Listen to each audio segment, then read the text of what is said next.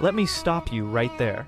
Because everything you learned in Sunday school, every painting you've ever seen, every Hollywood movie with the big wooden boat and the white bearded man standing in the rain, all of it placed that story somewhere in the Middle East, somewhere near Turkey, somewhere near Mount Ararat. And that version of the story has been sitting in your head so long, it feels like fact. It feels like geography. It feels like the only possibility. But it is not the only possibility. And today we are going to dismantle that assumption brick by brick, plank by plank, cubit by cubit. Noah built that ark in Africa. Not metaphorically, not spiritually, not symbolically, geographically, physically. The man, the wood, the animals, the flood. Africa. And the evidence for this is not thin. It is not fringe. It is not the kind of thing one eccentric professor whispered at a conference nobody attended. It is written in ancient texts, carved into some of the oldest recorded human history, embedded in the genetic record of every living creature on this planet, and confirmed by the geology of a continent that the world has spent centuries deliberately misreading. So let us begin. The story of Noah is not exclusively a Hebrew story. That is the first thing you need to understand. The flood narrative appears in over 200 distinct cultural traditions across the globe. 200. The Sumerians had it. The Babylonians had it. The Greeks had it. The Hindus had it. The indigenous peoples of Mesoamerica had it. The Aboriginal Australians had it. Every corner of the human family has a version of a great flood, a chosen survivor, a vessel of salvation, and a new beginning. When that many separate civilizations, with zero contact between them, all remembered the same catastrophic event, you are not dealing with mythology. You are dealing with memory. You are dealing with something that actually happened and left a scar so deep in the human psyche that every single branch of the human family tree kept the story alive across thousands of years of separation. Now here's where it gets interesting. The oldest written version of the flood story does not come from the Bible. It comes from Mesopotamia, yes. And scholars have long used that fact to anchor the story in the ancient Near East. The Epic of Gilgamesh, written on clay tablets in ancient Sumer, contains a flood narrative that predates the biblical account of Noah by at least 1,000 years. The flood hero in that story is named Utnapishtim. He receives a divine warning. He builds a massive boat. He loads animals onto it. The flood comes. The boat rests on a mountain. He releases birds to find dry land. Sound familiar? It should, because the story is the same story, and scholars have acknowledged this parallel for over a century. But here's the question that nobody asks loudly enough. Where did Sumer get it from? Sumer, the civilization that gave us the first written flood narrative, sits in what is now southern Iraq. But Sumer did not emerge from nothing. Sumerian civilization, like all early civilizations, was built on the shoulders of something older. And the oldest continuous human civilization on record is not in Mesopotamia. It is not in Asia. It is not in Europe. It is in Africa, specifically in the Nile Valley. The civilization that predates Sumer, that predates Babylon, that predates every other complex human society on record, is the civilization of ancient Egypt and its predecessors in the Nile Valley and the Sahara. This is not a controversial statement among serious archaeologists. The timeline is clear. Africa was first. So when Sumer tells a flood story, and when that flood story bears an unmistakable resemblance to the story later recorded in the Hebrew Bible, the logical question is not whether the story traveled from Sumer to Israel. The logical question is where Sumer got it in the first place. And the answer, when you follow the cultural transmission routes, the trade routes, the migration patterns, and the linguistic evidence, points south. It points into Africa. Now let us talk about the man himself. In the Hebrew tradition, Noah is the son of Lamech and the grandson of Methuselah. He is a descendant of Seth, who was the son of Adam. The genealogy in Genesis traces a direct line from the first human being to Noah. And here is something that biblical scholars have danced around for decades but rarely say plainly. If you take the genealogy of Genesis seriously, and if you accept the scientific consensus that modern human beings originated in Africa, then the entire patriarchal line from Adam to Noah is an African line. Full stop. Adam emerged in Africa. His descendants lived and multiplied in Africa. Noah, as his direct descendant, was African. This is not a radical claim. This is basic logic applied to the text. The out-of-Africa theory of human origins is not a fringe position. It is the overwhelming scientific consensus, supported by fossil evidence, genetic analysis, and archaeological data accumulated over more than a century of research. The oldest human fossils ever discovered were found in Africa. The oldest tools, the oldest art, the oldest evidence of complex human behavior, All of it is in Africa.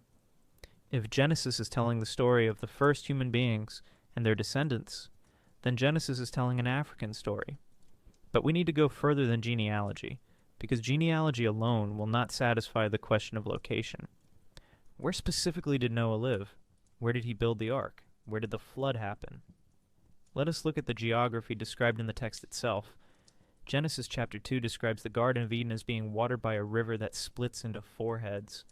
The 4 rivers named are the Pishon, the Gihon, the Hiddekel, and the Euphrates. Now the Euphrates is well known. It runs through modern Iraq and Turkey. The Hiddekel is generally identified as the Tigris, also in that region. These 2 rivers have been used to anchor Eden, and by extension the entire early Genesis narrative in Mesopotamia. But look at the other 2 rivers. The Pishon is described as encompassing the land of Havilah, where there is gold.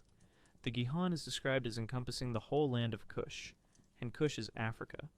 Specifically, Cush is the ancient name for the region of Nubia in Ethiopia, the area of the Upper Nile Valley in northeastern Africa. This is not a disputed translation. Every serious biblical scholar agrees that Cush in the Hebrew Bible refers to Africa. The Gihon River, one of the 4 rivers of Eden, runs through Africa. Some scholars have proposed that the Gihon corresponds to the Blue Nile, which originates in the Ethiopian highlands at Lake Tana and flows northward to join the White Nile at Khartoum before continuing through Sudan and Egypt to the Mediterranean. The Blue Nile drains directly from the heart of the East African highland region that ancient Hebrew texts identified as Cush.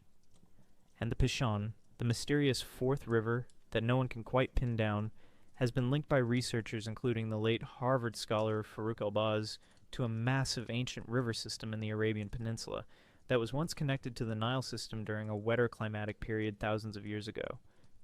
Elbaz, a world-renowned geologist who helped NASA map the moon, used satellite imagery to trace a buried river valley running through what is now the Saudi Arabian desert. He called it the Kuwait River.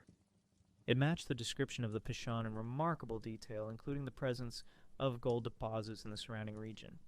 So the geography of Eden, when you actually read the text and follow the rivers, is not purely Mesopotamian. It straddles the boundary between East Africa and the Arabian Peninsula, in a region that was dramatically different thousands of years ago, when the climate of the Sahara and the Arabian desert was far wetter than it is today.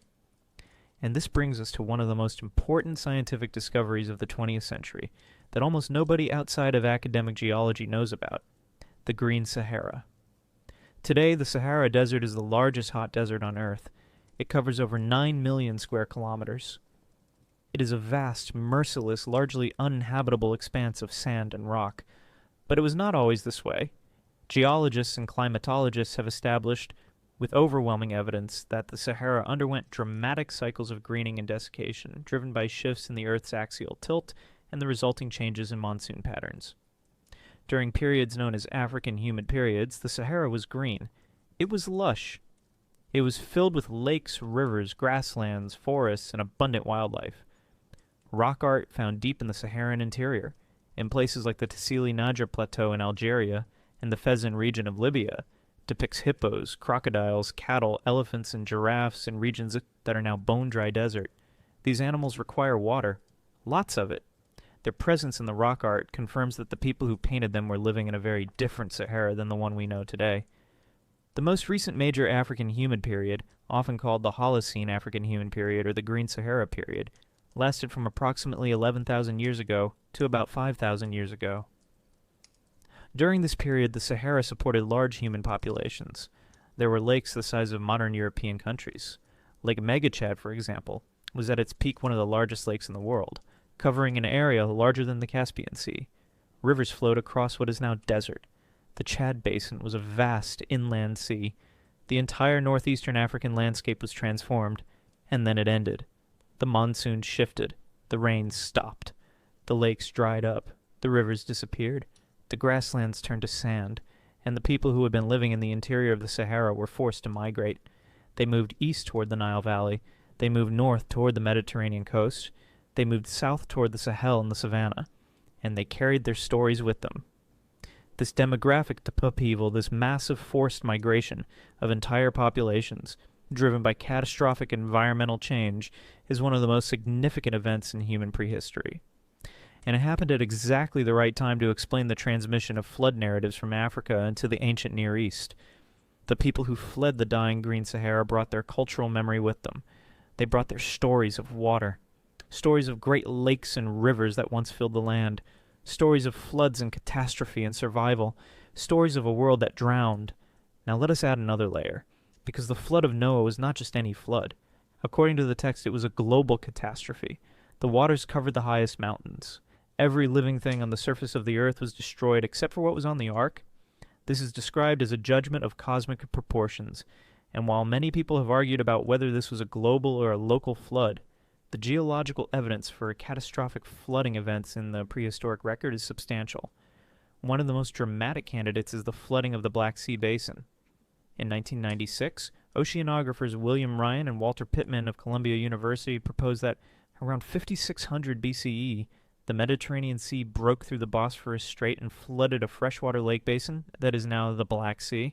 They argued that this was a catastrophic event of enormous speed and scale, with salt water pouring into the basin at a rate 200 times greater than Niagara Falls, raising the water level by as much as 15 centimeters per day and ultimately inundating thousands of square kilometers of previously inhabited land. Ryan and Pittman proposed that this event was the historical basis for the flood myths of the ancient Near East, including the stories of Noah and Utnapishtim. But there are other candidates, and some of them are in Africa. The flooding of the Mediterranean basin itself is one of the most spectacular geological events in Earth's history.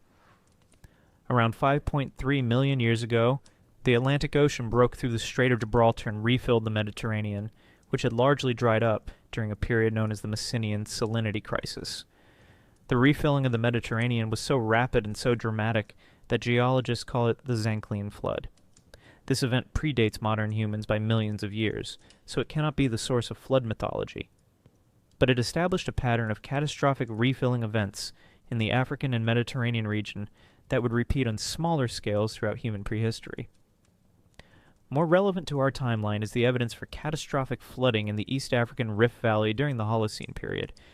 The Rift Valley, which runs from the Afar Triangle in Ethiopia south through Kenya, Tanzania, Malawi, and Mozambique, is one of the most geologically active regions on Earth. It is dotted with lakes, many of them deep and ancient. And the geological record shows that these lakes have undergone dramatic fluctuations in size, with periods of catastrophic expansion driven by intense rainfall events associated with changes in the East African monsoon system. Lake Victoria, the largest lake in Africa and the second largest freshwater lake in the world by surface area, has a history of dramatic flooding and near-complete desiccation. Geological cores taken from the lakebed show that Lake Victoria dried up almost completely around 15,000 years ago, and then refilled rapidly as the climate shifted. The Turkana Basin in northern Kenya has a similar record of dramatic water level changes. Lake Tanganyika, one of the deepest lakes in the world, shows evidence of catastrophic overflow events in its geological past. The East African Rift Valley, in other words, is a region where catastrophic flood events are not hypothetical. They are geological fact. They happened. They happened on scales large enough to destroy everything in their path. And they happened within the time frame of modern human habitation of the region. Now let us bring this back to the Ark itself. Because if Noah lived in Africa, and if the flood happened in Africa, then the Ark was built in Africa. And that raises a very practical question. What kind of wood was available in Africa for building a massive vessel? Genesis 6:14 specifies that the Ark was to be made of gopher wood. The Hebrew word is gopher, and it appears exactly once in the entire Bible, right here, in this instruction. No other biblical text uses this word. Its exact meaning has been debated by scholars for centuries. The traditional translation is cypress, but this is uncertain. Other proposed translations include cedar, pine, and even a type of reed or papyrus construction. The Septuagint, the ancient Greek translation of the Hebrew Bible, translates gopher wood as squared timber, which tells us that the Greek translators were not entirely sure what the original Hebrew word meant either. But here's what is significant. If we are looking at the African context, the timber options are extraordinary. The forests of East Africa, particularly in the highland regions of Ethiopia, Uganda, and the Great Lakes area, contain some of the most massive and durable hardwood trees in the world. African mahogany, African teak, iroko, and African podocarpus, a large coniferous tree native to the East African highlands, are all species capable of producing the kind of large, durable planking needed for a vessel of the ark's described dimensions. The Podocarpus in particular is interesting because it is a conifer, similar in some ways to cypress, and it grows in precisely the highland regions of East Africa that are most consistent with the geographical context we have been building. And here's something that almost nobody mentions when they talk about the Ark. The ancient Egyptians were master shipbuilders. They built boats on the Nile for thousands of years. They built ocean-going vessels capable of sailing to the land of Punt, which most scholars identify as somewhere on the East African coast or the Horn of Africa. The oldest intact wooden boat ever discovered, the Khufu ship, was found buried at the base of the Great Pyramid of Giza and dates to approximately 2500 BCE. It is 43 meters long.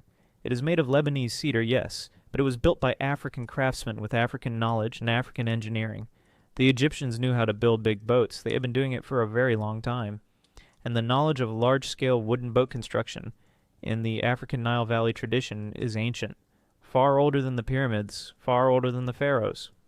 The tradition of boat building on the Nile goes back to the pre-dynastic period, before 3100 BCE, when Egypt was unified. Pre-dynastic Egyptians were already building large wooden vessels for river transport and trade. The knowledge was there. The timber trade was there. The craftsmanship was there. If Noah was a man of the Nile Valley tradition, or of the broader East African cultural sphere that fed into the Nile Valley civilization, then the idea of a man building an enormous wooden vessel is not fantastical. It is entirely consistent with the technological and cultural context of the region. And there is one more thing we need to address before we go any further, and one more piece of the puzzle that has been hiding in plain sight for centuries. It is the question of Noah's identity, not just his genealogy, but his physical description. The Book of Enoch, an ancient Jewish text that was considered scripture by the early Ethiopian Christian Church and is still part of the Ethiopian Orthodox biblical canon today, contains a remarkable description of Noah at the time of his birth. According to the Book of Enoch, when Noah was born, his appearance was so unusual that his father Lamech was frightened. The text describes the infant Noah as having a body white as snow and hair white as wool.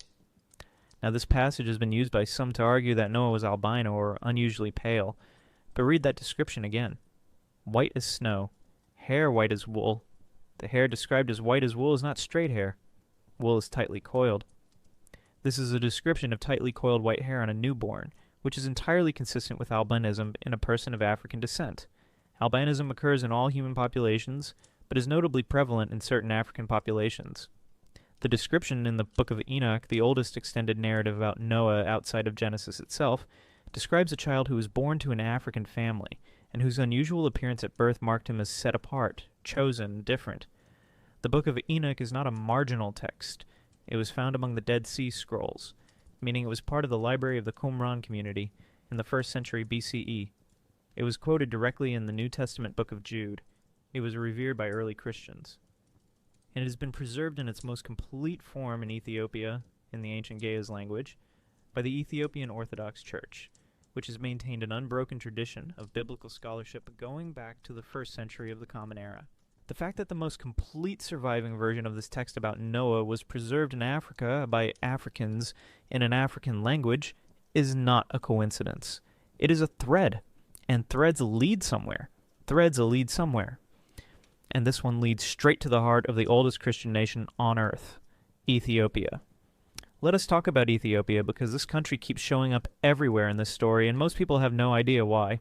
Ethiopia is not a footnote in biblical history. Ethiopia is a central character. The Queen of Sheba, who visited Solomon in Jerusalem, was Ethiopian. The Ethiopian eunuch in the book of Acts was one of the first recorded Gentile converts to Christianity. The Ark of the Covenant, according to Ethiopian tradition maintained without interruption for over 2,000 years, is currently sitting in a small treasury chapel in the city of Axum, guarded by a single monk who is never permitted to leave the grounds. You can laugh at that if you want. But the Ethiopian Orthodox Church has been making that claim since before most European nations existed as coherent political entities. They were reading scripture in their own language, in their own churches, with their own canon, while Europe was still figuring out the wheel. So when Ethiopia says something matters, it is worth paying attention. And Ethiopia says Noah matters. Ethiopia says the flood happened in their neighborhood. Ethiopia says the story is theirs.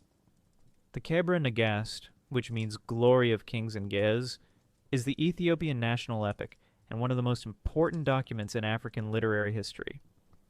It was compiled in its current form in the 14th century, but draws on oral traditions and earlier written sources that scholars believe go back to at least the 6th century CE and possibly much further.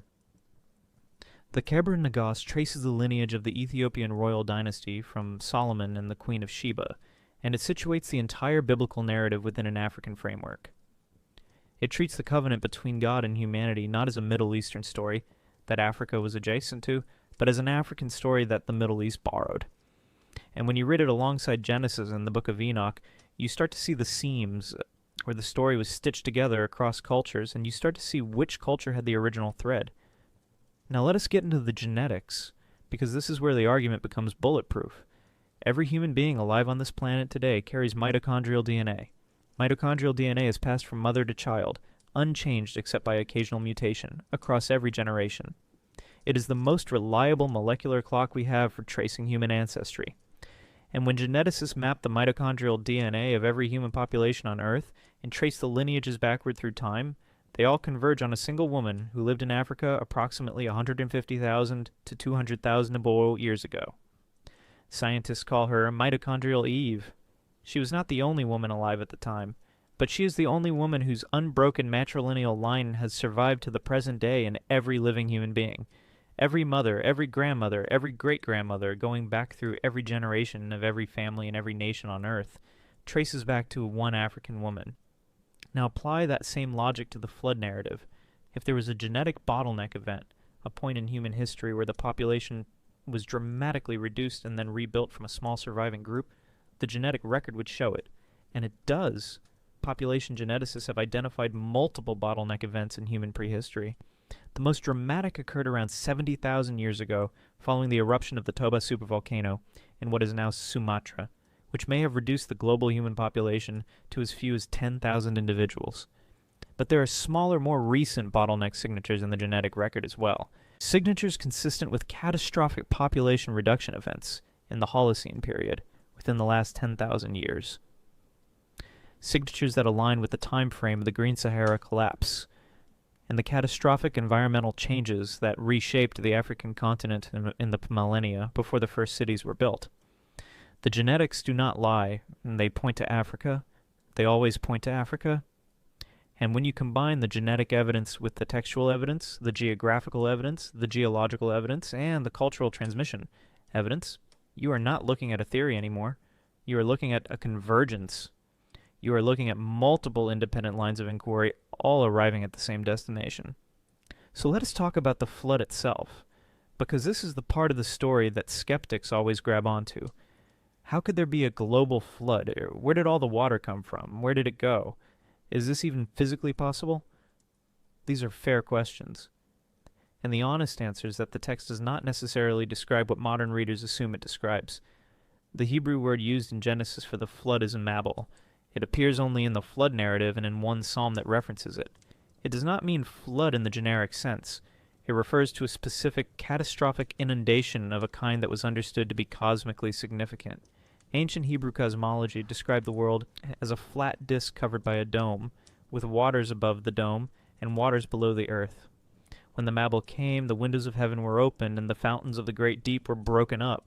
Water came from above and below simultaneously. This is not a description of rainfall. This is a description of a cosmological event in which the very structure of the world was disrupted. Now translate that cosmological language into geological reality, and ask yourself what kind of event in the African landscape could produce something that felt, to the people experiencing it, like the world was ending. And the answer is not hard to find. The East African Rift Valley is a place where the world is literally coming apart. The African tectonic plate is splitting. The Somali plate is separating from the Nubian plate along a rift that runs from the Afar Triangle in the north to Mozambique in the south. This process has been ongoing for tens of millions of years, and it is responsible for the creation of the long, deep rift lakes that characterize the region. Lake Tanganyika, Lake Malawi, Lake Turkana, Lake Albert, Lake Edward, Lake Kivu. These are all rift lakes, formed by the same tectonic process that is slowly tearing Africa apart. And this process is accompanied by volcanic activity, earthquakes, and dramatic changes in the landscape.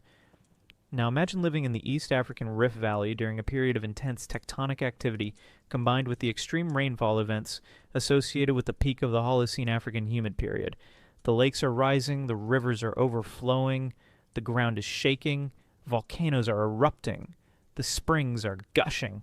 The sky is pouring down water in quantities that dwarf anything in living memory. To the people experiencing this, the fountains of the great deep are indeed broken up. The windows of heaven are indeed open. The world is ending. Because their world is ending. The world they knew, the landscape they lived in, the valleys they farmed, and the shores they fished, all of it is going underwater. And it is not coming back. This is the flood of Noah. Not a global inundation that covered Mount Everest. A catastrophic regional flood of such scale and violence that it destroyed everything the survivors had ever known and forced them to start over from nothing. A flood so traumatic that the memory of it was encoded in the cultural DNA of every descendant population and carried across the globe as those populations migrated it over thousands of years. A flood that happened in Africa. Now let us talk about the mountain. Genesis 8:4 states that the ark came to rest on the mountains of Ararat. This is the verse that has sent generations of explorers to eastern Turkey looking for wooden planks on the slopes of Mount Agridagi, the peak that tradition identifies as Ararat. Expeditions have gone up that mountain with ground-penetrating radar. Satellite imagery has been analyzed. Photographs of anomalous formations have been debated. And nothing definitive has ever been found. Nothing. After 2 centuries of serious searching, the mountain in eastern Turkey has not yielded a single piece of physical evidence for the ark. But here's what the text actually says. It says mountains of Ararat, plural, not Mount Ararat, not a specific peak. The mountains of a region called Ararat, and the name Ararat in the Hebrew Bible is a geographical designation for a region, not a specific mountain. The same region is called Urartu in Assyrian texts, and it referred to a kingdom centered around Lake Van in what is now eastern Turkey and extending into parts of modern Armenia and northwestern Iran. But the identification of this region as the landing place of the ark is itself a product of a later tradition, not original text. In the Sumerian flood narrative, the flood hero's boat comes to rest on Mount Nisir, also called Mount Nimush, which is located in the Zagros Mountains of what is now Kurdistan, in northern Iraq. Different mountain, different tradition, same story. And in the Babylonian version, the mountain is in the general region of the ancient Near East, but the specific location varies by telling. The mountain is a narrative device. It is the place of new beginning, the high ground above the waters, the point of contact between the human world and the divine. Its specific geographical identity is less important than its symbolic function. But if we are looking for a mountain in Africa that fits the narrative context, the East African highlands provided extraordinary candidates. The Ethiopian highlands, sometimes called the Roof of Africa, contain some of the highest terrain on the continent. The Simien Mountains in northern Ethiopia rise to over 4,000 meters. The Baal Mountains in the south are similarly dramatic. These highlands were the refugia during the catastrophic flooding of the Rift Valley lowlands. They were the high ground. They were where survivors would have retreated when the waters rose. And they have been sacred in Ethiopian tradition since before recorded history. Mount Entoto above Addis Ababa. The highlands of Lalibela, where ancient churches were carved directly into the living rock. The sacred mountain traditions of the Oromo, the Amhara, the Tigrinya, and dozens of other Ethiopian peoples all point to the highlands as the place of divine encounter, the place where heaven meets earth, the place where the covenant was renewed. This is not coincidence. This is cultural memory. This is the echo of something that actually happened on those mountains, something that the people who experienced it could not forget and could not stop talking about for 10,000 years. Let us now turn to the animals, because the animals on the ark are one of the most frequently mocked aspects of the story. How did Noah fit millions of species onto a single boat? How did he collect animals from Australia and the Americas? How did the kangaroos get back to Australia after the flood? These are the questions that skeptics use to dismiss the entire narrative as absurd. And they are fair questions if you are reading the story as a literal account of a global biological reset. But what if you are reading it as something else? What if the animals on the ark were not every species on Earth, but every species in a specific region? What if the ark was a vessel of regional biological preservation, carrying the domesticated animals, the livestock, the working animals, the food animals of a specific human community in a specific African landscape. Cattle, sheep, goats, donkeys, dogs, chickens. The animals that ancient African pastoralists and farmers depended on for survival. These are the animals that needed to be saved. These are the animals that a practical man building a practical boat would have loaded onto it when the waters started rising. And here is something remarkable. The genetic history of domestic livestock confirms African origins for many of the world's most important animal breeds. African cattle, specifically the Turin and Zebu lineages, show deep genetic roots in the African continent. The domestication of cattle, one of the most transformative events in human history, has been traced to a surprisingly small founding population of wild aurochs in the Fertile Crescent, but the subsequent spread and diversification of cattle breeds shows a massive African contribution. The same is true for goats, sheep, and donkeys. The donkey, one of the most important working animals in human history, was domesticated in Africa, in the Nile Valley and the Horn of Africa, not in Mesopotamia, not in Asia, in Africa. If Noah was preserving a breeding population of domesticated animals on his ark, he was preserving animals that were, in their origins, African animals. He was doing what African pastoralists had been doing for thousands of years, managing herds, moving animals across the landscape, keeping the breeding stock alive through environmental catastrophe. This is not mythology. This is pastoralism. This is what people in the African Sahel and the East African highlands have been doing since the dawn of animal domestication. Noah was not a magician who teleported kangaroos. Noah was a herdsman who kept his livestock alive on a boat while the world he knew drowned around him. Now let us talk about the covenant, because the flood story does not end with the waters receding. It ends with a covenant. God sets a rainbow in the sky and promises never to destroy the earth with a flood again. And Noah's sons, Shem, Ham, and Japheth, go out and repopulate the world. The Table of Nations in Genesis chapter 10 traces the genealogies of all known peoples back to these three sons. And the most important thing about that Table of Nations, the thing that has been deliberately obscured in centuries of racially motivated biblical interpretation, is that Ham is explicitly identified as the father of Africa. Ham's descendants in Genesis 10 include Cush, which is Ethiopia and Nubia, Egypt, which the Hebrew text calls Mizraim, Put, which is Libya or the broader North African coast, and Canaan, which is the Levant. The sons of Cush include Nimrod, who is described as the first great ruler on earth and the founder of Babylon and Nineveh. Nimrod, the founder of the first cities, the first empire builder, the first king, was the grandson of Ham and the great-grandson of Noah. He was African. The man who built Babylon was African. The man whose descendants built the civilization that wrote the first flood narrative on clay tablets was African. The story came from Africa. It was written down in Babylon, and then the world forgot where it came from. This is the pattern. This is what has happened to African history over and over and over again.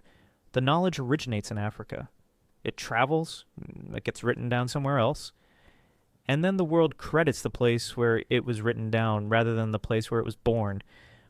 The flood story originated in the lived experience of African people in the African landscape.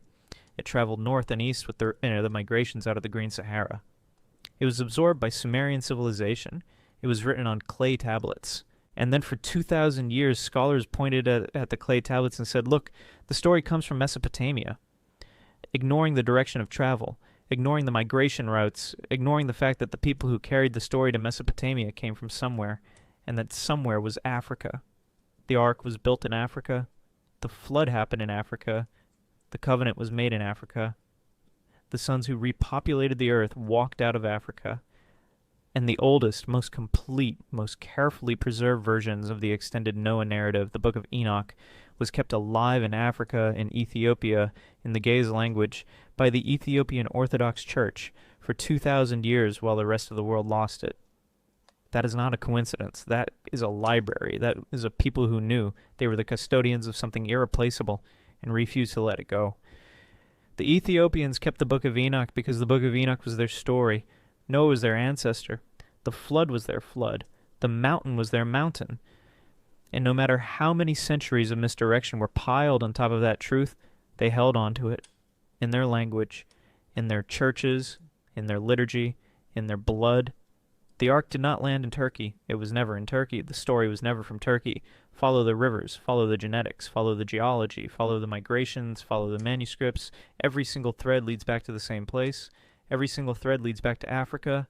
And the next time someone shows you a painting of a white bearded man on a wooden boat somewhere near a Turkish mountain, you are going to remember what you learned here. You're going to remember the green Sahara. You are going to remember the blue Nile. You are going to remember mitochondrial Eve and the Kebra Nagast and the Book of Enoch and the Ethiopian highlands and the rift lakes rising and the fountains of the great deep breaking open across the roof of Africa. You're going to remember that the oldest story in the world is an African story. It has always been an African story, and it is time the world started telling it that way. And let us be very clear about something before we close this out, because there is always someone in the back who has been listening to everything we just laid out, all the rivers and the genetics and the geology and the manuscripts and the migrations, and they are sitting there with their arms crossed saying, okay, but why does it matter? Why does it matter where the ark was built? Why does it matter which mountain it landed on? Noah is Noah. The flood is the flood. Why are we doing all this? Here is why it matters. It matters because for 500 years, the systematic erasure of African contribution to human civilization has not been accidental. It has been a project, a deliberate, organized, well-funded, institutionally supported project to convince the world that Africa contributed nothing to the story of humanity except bodies for labor, that Africa was a continent of people who had no history, no science, no theology, no philosophy, no literature, no cosmology, no engineering, no memory worth keeping. And that project required taking every story that originated in Africa and relocating it somewhere else, somewhere more acceptable, somewhere that fit the narrative. And the story of Noah was one of the biggest prizes in that relocation project, because if you can take the story of the man who saved all of creation, the man with whom God made a covenant, the man from whom every human being on earth descends, and move him from Africa to Turkey, then you have accomplished something profound. You have told the world that the most important man in the history of humanity was not African, and that lie has consequences. It has consequences in how African people see themselves. It has consequences in how the world sees African people. It has consequences in classrooms and churches and museums and boardrooms and courtrooms and every other room where power is distributed and history is used to justify who gets to sit at the table. So when we say Noah was African, we are not playing a game of historical gotcha. We are not trying to flip the script just to be provocative. We are doing something much more serious. We are restoring a truth that was taken. We are returning a story to the people it belongs to. And we are doing it with evidence. Not with feeling, not with wishful thinking, with rivers and rocks and genes and manuscripts and geology and archaeology and the oldest books in the world, with evidence so solid you could build an ark on it. Let us talk about what happened after the flood. Because the post-flood narrative in Genesis is where the story gets most politically charged, and it is where the most damage has been done by centuries of deliberate misreading. After the flood, Noah plants a vineyard. He makes wine. He drinks too much wine. He passes out naked in his tent. His son Ham sees him naked and tells his brothers. Shem and Japheth walk in backward and cover their father without looking at him. When Noah wakes up and finds out what happened, he curses Ham's son Canaan. He says Canaan will be a servant of servants to his brothers. This passage, known as the Curse of Ham, was used for centuries to justify the enslavement of African people. The argument went like this. Ham is the father of Africa. Ham did something wrong. Noah cursed Ham's descendants. Therefore, Africans are cursed by God to be slaves. This argument was made from pulpits. It was written into legal codes. It was cited in the United States Senate. It was used to tell enslaved African people that their condition was divinely ordained, that God himself had looked down at their suffering and said, yes, this is correct, this is what I intended, this is the natural order. It is one of the most grotesque misreadings in the history of human thought. And it falls apart at the moment you read the text carefully. First, Noah did not curse Ham. He cursed Canaan. Canaan was Ham's son, not Ham himself, not all of Ham's descendants, specifically Canaan. And Canaan's descendants in the biblical narrative are the Canaanites, the inhabitants of the land of Canaan, which is the Levant. Modern-day Israel, Palestine, Lebanon, and parts of Syria and Jordan. The Canaanites were not Africans. They were Semitic-speaking people of the ancient Near East. The curse of Canaan had nothing to do with Africa. It was a narrative device used to explain the later Israelite conquest of Canaan and the subordination of Canaanite populations to Israelite rule. It was a political justification written backward into the patriarchal narrative. It was never about Africa. It was never about black people. It was never about slavery in the transatlantic sense. Anyone who told you otherwise was lying to you, and they knew they were lying to you, and they did it anyway because the lie was useful to them. Second, even within the text, the other descendants of Ham, the Egyptians, the Cushites, the people of Put, are not cursed. They are not servants. Egypt in the biblical narrative is one of the most powerful nations on earth. Cush is wealthy and respected. The Cushite general Tirhakahs commands armies that challenge the Assyrian Empire. The Cushite pharaohs of the 25th dynasty rule all of Egypt. Ham's children, the African children, are kings and builders and warriors and scholars. The only cursed branch of Ham's family is Canaan, and Canaan's people are not African. So the entire edifice of the curse of Ham as a justification for African slavery is not just morally reprehensible, it is textually illiterate. It requires you to not read the passage it claims to be based on. And here's the final irony. Here's the thing that should make every person who ever used that argument feel the full weight of what they did. Noah was African. The man whose drunken episode they used to curse a continent was himself a son of that continent. They used an African man's worst moment to justify the enslavement of his own descendants. They took the patriarch of all humanity, a man of African blood and African earth, and turned his story into a weapon against the people who were most directly his heirs. The audacity of that is almost incomprehensible. Almost. But not quite. Because when you understand the scope of the project, when you understand how systematically African history was dismantled and reassembled in service of a particular power structure, nothing is incomprehensible anymore. It all makes a terrible kind of sense. Now let us end where we began, with the image. The white-bearded man, the wooden boat, the Turkish mountain, the animals filing in 2 by 2, the rainbow, the dove with the olive branch. You know this image. You have seen it on nursery room walls. You have seen it in children's Bibles with soft watercolor illustrations. You have seen it in Hollywood productions with dramatic lighting and swelling orchestral scores. And every single version of that image has told you the same thing without ever saying it out loud. It has told you that this story belongs to a particular kind of person in a particular part of the world. And that person does not look like the people of the Nile Valley, does not look like the people of the Ethiopian highlands, does not look like the people whose ancestors painted hippos on Saharan rock walls 10,000 years ago, while the desert was still green and the lakes were still full and the world was still young. But the image is wrong. The image has always been wrong. And now you know why. Noah looked like the people of the East African highlands. He spoke a language that was ancestral to the oldest written languages of the African continent.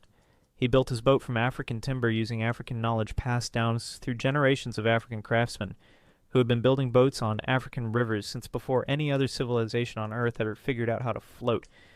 He loaded African animals, he rode out an African flood, he landed on an African mountain, he made a covenant with the God of all creation on African soil. And his sons walked out of Africa and populated the world, just as their ancestors had done before them, just as the first humans had done when they left the African continent and spread across the globe. Africa was the origin of the species. Africa was the origin of the story. Africa was the origin of everything. The Ethiopians knew this. They have always known this. While the rest of the world was arguing about where the ark landed, the Ethiopian Orthodox Church was reading the book of Enoch and gazed at liturgies that predate the founding of most European nations. While archaeologists were digging up Turkish mountainsides looking for wooden planks, Ethiopian priests were maintaining an unbroken chain of oral and written tradition that connected their community directly to the patriarchal narratives of Genesis. While scholars were debating the translation of the word gopher wood, Ethiopian farmers in the highlands above the Blue Nile were living in a landscape that matches the geographical descriptions of the early Genesis narrative better than any location in the ancient Near East. The evidence was never hidden. It was just ignored. It was inconvenient. It did not fit the story that the dominant culture needed to tell about itself and about Africa. So it was set aside, filed under mythology, filed under African tradition, filed under it interesting but not authoritative, and the clay tablets of Mesopotamia were held up as the real thing, the legitimate source, the authentic record, while the living memory of the oldest continuous civilization on Earth was treated as folklore. That ends now. Not because we say so, because the evidence says so, because the rivers say so, because the genes say so, because the rock art says so, because the geology says so, because the manuscripts say so, because 2,000 years of Ethiopian Orthodox scholarship says so, because the Blue Nile says so every single time it rises in the Ethiopian highlands and floods the valley below, just as it has been doing since before there were words to describe it. The Ark was built in Africa. Say it again. The Ark was built in Africa. Let it sit in your chest for a moment. Let it rearrange the furniture in your mind. Let it do what the truth always does when you finally let it in, after years of keeping it out. Let it change something. Because that is what this is really about. Not just correcting a historical record, though that matters enormously. Not just restoring African dignity, though that matters more than words can express. This is about what happens when you tell the truth about where things come from. When you follow the evidence all the way back to the source without flinching, without stopping at a comfortable destination, without letting the weight of received tradition talk you out of what the data is clearly showing you. This is about intellectual honesty applied to the oldest story in the human library. Every civilization that has ever existed has told a version of this story. Every culture, every language group, every ethnic tradition, every religious community on the planet has some memory of the great flood and the great survival and the new beginning. 200 separate traditions, all pointing at the same event, all remembering the same catastrophe, all preserving the same core truth, that once, in the deep past, the world was destroyed by water, that a man was warned, that a vessel was built, that life was preserved, that the waters receded, that the covenant was made, that humanity began again. That is the story. That is the story of Noah, and it is an African story. It is the story of a man who stood in the face of the end of everything he had ever known and built something that could carry life through the darkness to the other side. It is the story of a man who trusted what he could not see and did what he was told, even when it made no sense to anyone watching him do it. It is the story of a man who saved the world, and that man was African. And the world he saved was African, and the new world he built after the waters receded was built on African ground by African hands carrying African memory forward into a future that would eventually forget where it came from. But we remember now. We remember the green Sahara and the blue Nile and the rift lakes rising and the highlands above the flood line and the Book of Enoch and Geeds and the Kebra Nagast and mitochondrial Eve and the buried river in the Arabian desert and the rock art of hippos in what is now the driest place on earth. We remember all of it. And remembering is not a small thing. Remembering is everything. Remembering is how the Ethiopian Orthodox Church kept the Book of Enoch alive for 2,000 years when the rest of the world lost it. Remembering is how the story survived the flood in the first place. Someone remembered. Someone kept it. Someone passed it on. Someone built the vessel that carried it through the darkness. Now you carry it. Take it with you. Tell someone. Show them the rivers. Show them the geology. Show them the genetics. Show them the manuscripts. Show them the rock art. Show them the blue Nile rising in the Ethiopian highlands and flowing north toward the sea, just as it has done since the beginning of the world. Show them where the story really comes from. And when they try to hand you back that painting of the white-bearded man near the Turkish mountain, hand it back to them, gently, with love, and tell them the truth. The Ark was built in Africa. It has always been built in Africa. And now you know.